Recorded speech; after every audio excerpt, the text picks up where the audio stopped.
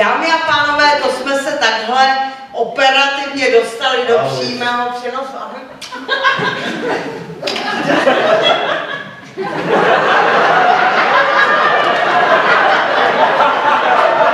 Pustíme si trochu hudby.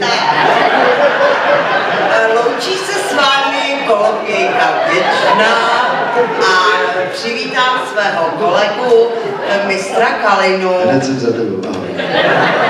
Takže ahoj, tady je mistr Kalina na Pólovým rádiu Ořechovka 250,30 FM, neboli Fyodor Michajlovič Dostojevský.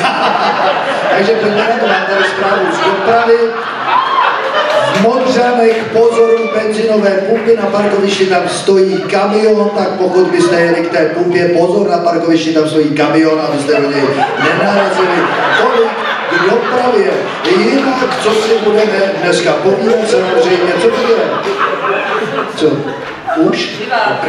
Takže honem, omlouvám se moc a musíme honem do Soči, kde probíhají kvalifikace v shoppingu a v geronto shoppingu, což je kategorie pro ty dříve narozené, se utkají shodou okolností bratrovražené boji dvě Češky, paní Jiřina Siváková a Jarmila Nováková z Prahy, obě dvě shodou okolností. Pojďte, která z Češek bude vyřazená, která postoupí dál, pojďme se dívat na monitor. Takže teď je to po průjezdu z Košíčky, Košíčky jsou tak do 3/4 plné, projeli oddělením drogerie. Jiřina, promiňte, Siváková je Romka, ale to nevadí, to je moc pěkné. To vůbec nevadí.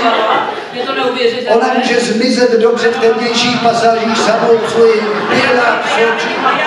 Siváková se blíží k jogurtu. Siváková se blíží k jogurtu a ty tam háže první, druhý s vrátninou.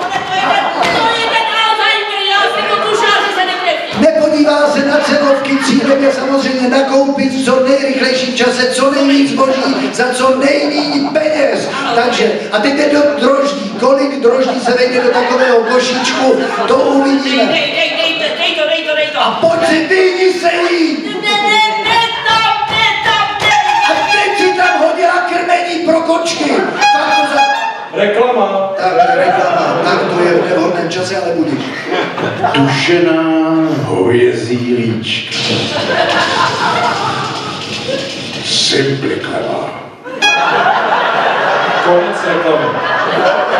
Tak a my už jsme zpátky v Soči a tam se jede cílovou rovinkou ke kasám. Jak to vypadá? Nováková opravdu má neuvěřitelných 2,5 kg kvasnic. Zatímco Soboláková to vyplnila toaletním papírem, no tak to je úžasné.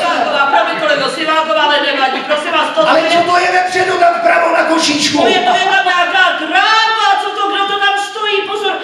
A teď se to rozvrklalo, to kolečko na její vozíčku. Ježiši, ty to spadne, ne, tu prudku to tam. A takhle vrklá a teď si to pryč, všechny. Jak to dopadne a teď spadí hodiny. To je -5 bodů.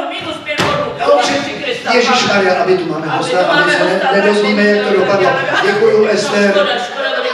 Tak se podíváme do Soči za chvíli, tak to bylo samozřejmě, tohle by nezrežíroval tohle drama ani režisér Adamec. Uvidíme, že v první vstupu, jak to celé dopadlo.